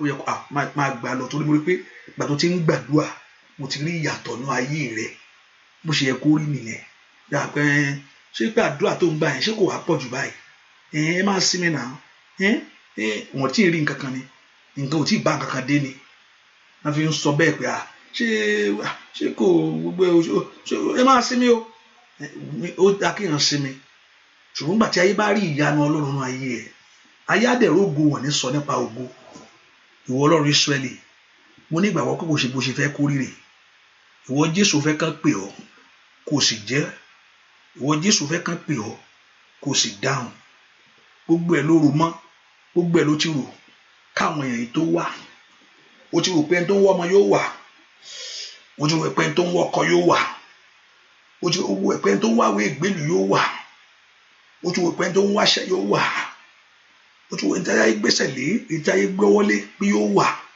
ó sì rò gbogbo ẹ̀ mọ́ ó sọ pé gbogbo orúkọ ẹ̀ ká gbogbo ẹ̀ tó bá rí bẹ́ẹ̀ ní orúkọ Jésù ti Násárẹ́tì gbogbo ohun tó ń dààmú gbogbo ọkàn àwọn èèyàn yìí mo fẹ́ kó dópin ní orúkọ rẹ lọ́wọ́lọ́wọ́ báyìí mo sì fẹ́ kán mọ̀ pé ó dópin mo fẹ́ kí ẹni tó ń ṣàìsàn kó gba ìwòsàn mo fẹ́ ẹni tó ń wọ́ ọmọ kó rọ́mọ bí ẹni tó ń wọ́ kọ́kọ́ ẹ̀ jáde bí táyé gbèsè ẹni tó ń wáṣẹ́ kó ríṣẹ́ gbà ẹni tó ń wáwé ìgbélu kí ìwé ìgbélu tẹ̀ lọ́wọ́ ẹni tó ń wá promotion kó gba promotion ẹni tó ń wá ayọ̀ kó wá ayọ̀ ẹni tó ń wá ìwòsàn lórí ọmọkọ́mọ rẹ kó gba ìwòsàn gbogbo ẹ̀ ló ti rò bàbá ó yá ṣiṣẹ́ agbára àmín ó yá ṣiṣẹ́ agbára àmín ṣiṣẹ́ ìyanu yìí àmín parí iṣẹ́ yìí àmín parí iṣẹ́ yìí àmín parí iṣẹ́ yìí àmín parí iṣẹ́ yìí àmín ó makari paoli saida ní orúkọ Jésù ní orúkọ Jésù gbogbo ẹni tẹ́ ń gbóhùn mi lọ́wọ́lọ́wọ́ ní kabao saida ẹni tẹ́ tún gbọ́ ní darabao saida ohun tó mọ̀ bí ìṣòro lónìí ó parẹ́ pátá àmín ò ní gbúrò rẹ̀ mọ́ ò ní rí mọ́ gbọ́ àdúrà lórúkọ Jésù Kristi Olúwa wa ní kíákíá mo fẹ́ kó kọ̀ sọ fún Ọlọ́run ohun tó fẹ́ kí Jésù ṣe fún ọ fún ara rẹ pé Jésù ní ìgbà mẹ́ta yẹn o lè pé lẹ́ẹ̀kan yóò dáhùn kọ̀ pé sọ pé Jésù Jésù Jésù ọmọ Ọlọ́run alààyè mo fẹ́ kó dá mi lóhùn báyìí ó ní dán wò ó ní ká dán wò ó ní ó sì rí pé ẹ jẹ́ ká dán wò àwọn náà ló kú sọ pé ká dán wò ẹ jẹ́ ká dán wò orúkọ Jésù yẹn rárá kò sí nǹkan kò sẹ́ni tó bá ká dán wò bó ṣe pé ẹ kó jẹ́ bẹ́ẹ̀ sọ pé Jésù yẹn ń gbà mẹ́ta sọ fún Ọlọ́run ìwọ Jésù oníhun kó tẹ́ bá bèèrè orúkọ rẹ oníwàá ṣe olóhun kó whatever ask in your name you say you will do it mo bèrè lè báyìí lórúkọ rẹ fún ìdí ọ̀rọ̀ rẹ kó fi múlẹ̀ lórí mi lónìí mo bèrè nǹkan báyìí iṣẹ́ ni mo bèrè fún ìwé ìgbèlú tó bá fi ọjọ́ sí don't worry put a date mo mọ̀ pé kò ní àìdá rẹ o it's not a coward kò ní àìdá rẹ ò ń pè níjà nìyẹn èmi sì mọ̀ pé bàbá mi àgbà á jáde sí ọ pè níjà pé Jésù yẹn níjà pé Jésù yẹn níjà pé Jésù ó sọ báyìí pé ó ní kí n bèrè ó ní ẹni tí bá bèrè nígbà wọn kò ti rò ó pé ìṣòro mi ò bẹ̀rẹ̀ lẹ́rù kò sì já ọ láyà ohun tí mo bèrè rèé ó yá gbélé mi lọ́wọ́ iṣẹ́ ni kó tó di ọ báyìí sọ fún bẹ́ẹ̀ àwọn áńgẹ́lì Ọlọ́run bẹ̀rẹ̀ sí jáde ó yẹ bẹ̀rẹ̀ sí ṣe ohun tó ń sọ yẹn kò gbúdọ̀ kéré kò gbúdọ̀ dínkù sọ pé wàá yìn sọ bẹ́ẹ̀ fún pé màá yìn ẹ́ sọ fún pé màá yìn ẹ́ màá sọ fún gbogbo èèyàn tó bá ṣe bẹ́ẹ̀ bó bá ṣe ohun tí mo sọ fún ẹ yìí tó bá ṣe bí mo ṣe sọ yìí màá dúpẹ́ màá yìn ẹ́ màá sọ fún gbogbo èèyàn tó ẹ pé nǹkan tó fẹ́ sọ nìyẹn hallelujah sọ fún tell him that you going to praise him tó bá ṣe bí mo ṣe sọ yìí tó ṣe fún mi bẹ́ẹ̀ tó ṣe tó gba ìjà ìjà tó pèpè níjà yìí tó dáhùn fún ìpèníjà tí mo pè ọ́ yìí pé ìwọ Jésù máa yìn ọ́ máa sọ nípa orí rẹ o rántí má gbàgbé láti má ṣe o sọ fún bẹ́ẹ̀ pé tó bá lè ṣe fún mi bẹ́ẹ̀ kí mo ṣe pè ọ́ níjà tó sì dáhùn bẹ́ẹ̀ ìwọ Ọlọ́run mọ̀ pé arógun má sá ni ọ́ o arógun má sá ni ọ́ wọ́n ti pè ọ́ níjà bàbá mi o bàbá arúgbó ọjọ́ yẹn wọ́n ti pè ọ́ níjà o gẹ́gẹ́ bọ́n ṣe sọ yẹn wá ṣe bẹ́ẹ̀ fún wọn wọ́n ti ní wọ́n á yìn ẹ́ wọ́n ti ní wọ́n á gbé ẹ ga rúra rẹ sókè bẹ́ẹ̀ jẹ́ kí ẹ̀rí wọn kó pọ̀ bẹ́ẹ̀ ni ó sì rí láì lórúkọ Jésù Kristi Olúwa wa àmín àmín àmín lórúkọ Jésù hallelujah hallelujah gbogbo yẹn dákẹ́ gbogbo yẹn dákẹ́ ẹ dákẹ́ sáì dákẹ́ mo fẹ́ kọ́lọ́run kó bọ́ ọ sọ̀rọ̀ èmi ò sọ pé ẹ dákẹ́ tó bá sọ fún mi ìsókè mo fẹ́ kó sọ̀rọ̀ jáde sí ẹ náà gbogbo yẹn dákẹ́ mọ́tò jọ́ dákẹ́ fẹ́ mọ́tò jọ́ ẹjọ́ tí ẹ dákẹ́ mo ní kó dákẹ́ bẹ́ẹ̀ yẹn ìwọ Ọlọ́run sọ̀rọ̀ jáde hallelujah ẹ̀mí Ọlọ́run fọhùn jáde lọ́wọ́lọ́wọ́ báyìí.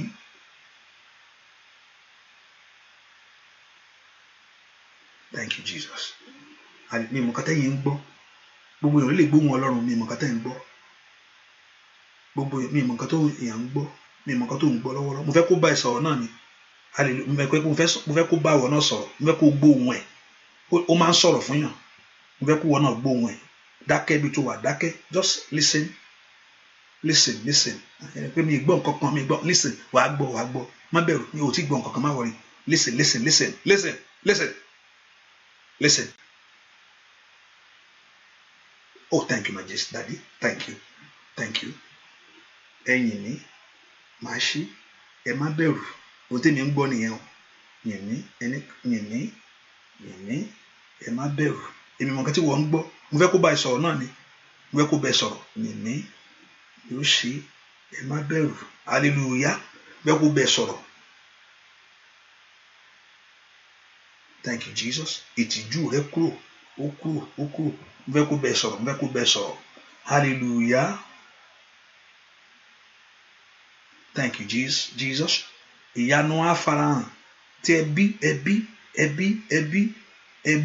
yóò bọ̀ ọ̀yìn Ọlọ́run. Ẹbí ìṣẹ̀lẹ̀ yóò ṣẹlẹ̀ ẹbí ẹ wọ́n á bẹ ẹ̀yìn Ọlọ́run. Ẹbí ẹ ìṣẹ̀lẹ̀ yóò ṣẹlẹ̀ nínú family. The people, I have that thing in my spirit. Ẹbí yẹn abẹ́ yín Ọlọ́run. Ọlọ́run yóò mú ìlérí ṣẹ. Ìlérí àṣẹ. Mo rò kó ń bẹ sọ̀rọ̀ bó ṣe mo fẹ́ kó dákẹ́ má gbọ́ mi bóyá mo fẹ́ kó sọ̀rọ̀ sí ẹ ó láti sọ̀rọ̀ kan fún ẹ ó máa ń sọ̀rọ̀ jáde Ọlọ́run yìí máa ń sọ̀rọ̀. Thank you, my Father. Ó máa sọ̀rọ̀ kó rí bẹ́ẹ̀ fún ọ. Thank you, Jesus. Thank you, Holy Spirit. Gbogbo iná ogun ni ó pa. Gbogbo iná ogun. Á pa gbogbo iná ogun. Á pa gbogbo iná ogun. Gbogbo iná ogun ló máa pa. Májẹ̀mú ìtura kò ní yẹ̀. Májẹ̀mú ìtura kò ní yẹ̀. Bẹ́ẹ̀ ni ó sì rí. Májẹ̀mú ìtura. Májẹ̀mú ìtulára tí ó tù ọ́ lára kò ní yẹ̀ bẹ́ẹ̀ ni ó sì rí. Asọ̀rọ̀ṣẹ́ ni o asọ̀rọ̀ṣẹ́ ni Ọlọ́run yìí. Èmi mọ̀ pé olùdáǹdè mi ń bẹ láyé ó ń bẹ láyé èmi mọ̀ pé olùdáǹdè mi ń bẹ láyé ó ń bẹ láyé síbẹ̀ ẹni tí pa mí mọ́ kí tó gbé ẹni tí sùn rárá bọ́tà tilẹ̀ gbógun bàràbàrà èṣù dé mo mọ̀ pé Jésù yóò gbà mí ó ní bọ́tà tilẹ̀ gbógun bàrà èṣù dé o mo mọ̀ pé Jésù yóò gbà mí bọ́tà tilẹ̀ gbógun bàrà èṣù dé o mo mọ̀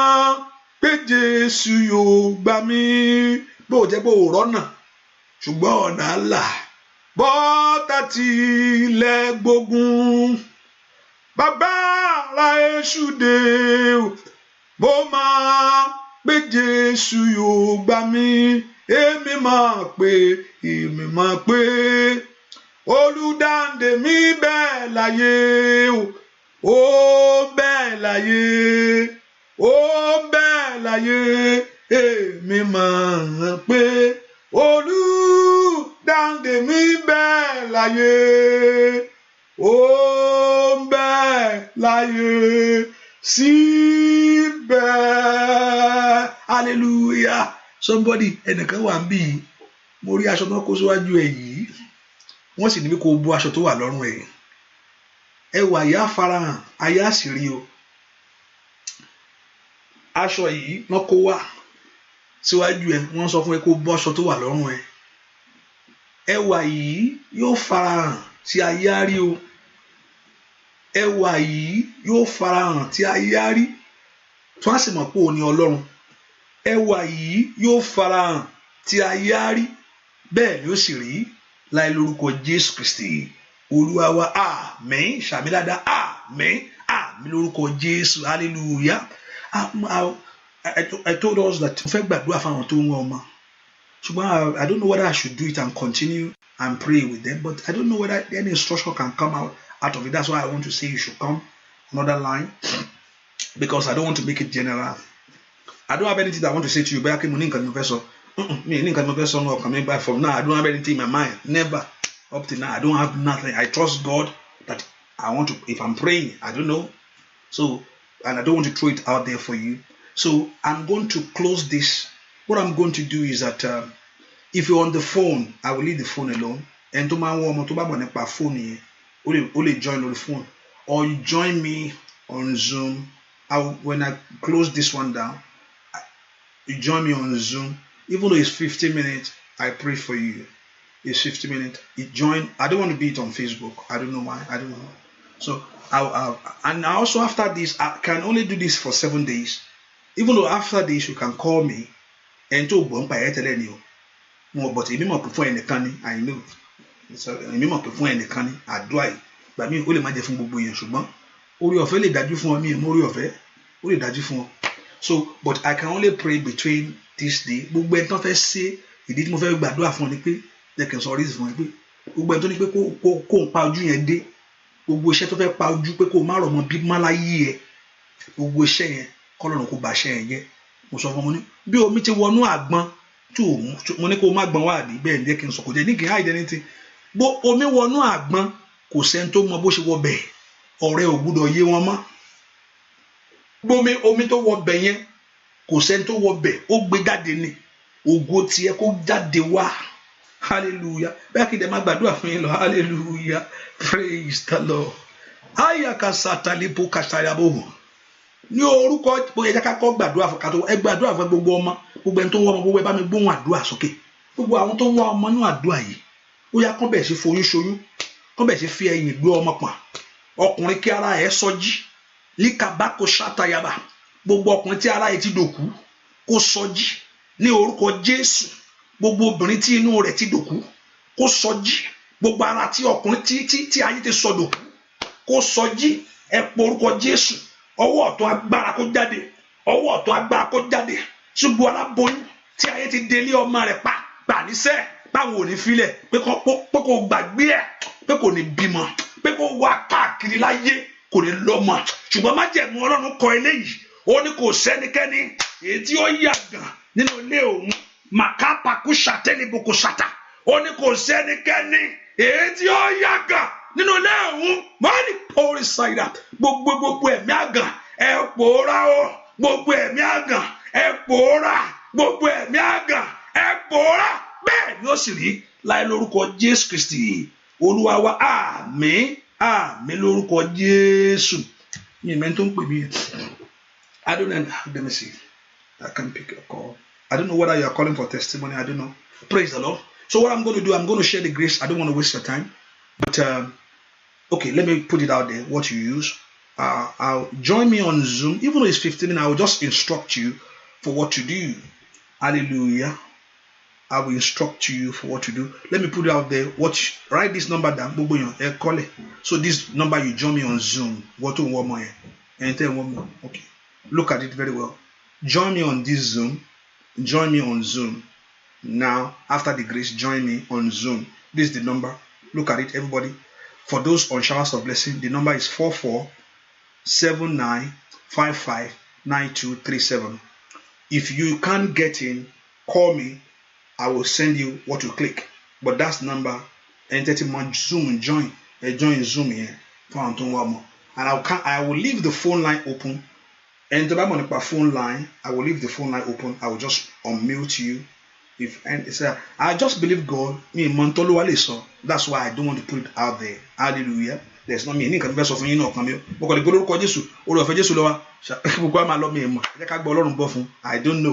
I don't know.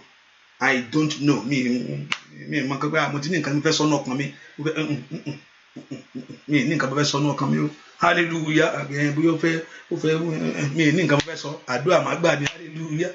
Praise the Lord.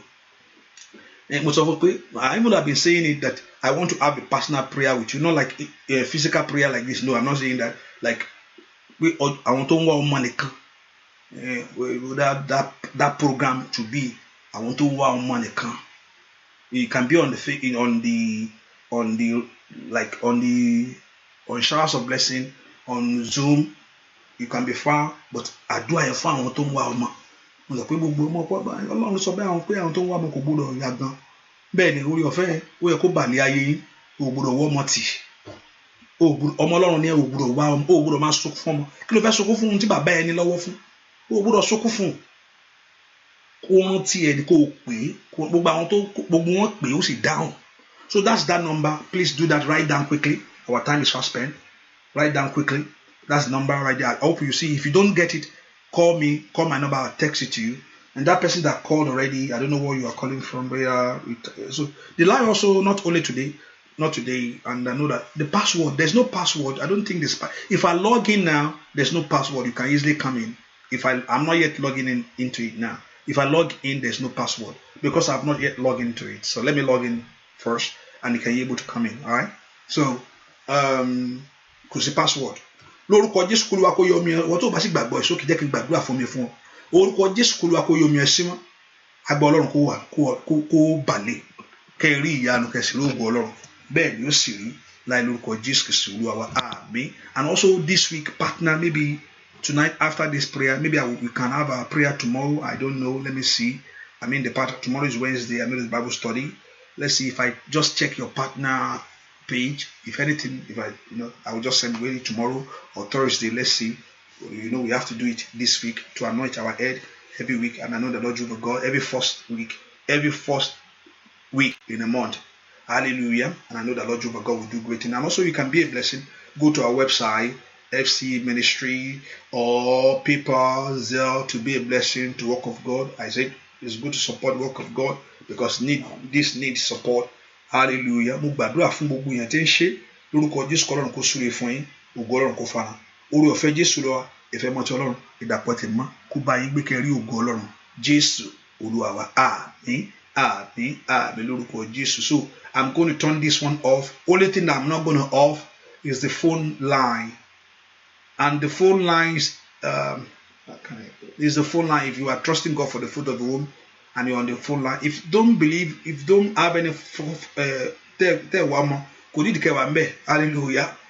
Mo fẹ́ wà ńbẹ̀ Ọlọ́run ti àfi tó wá fẹ́ bímọ nìkan kọ́mọ tún jump sára rẹ̀ bẹ́ẹ̀ ni mo wí fún ọ hallelujah.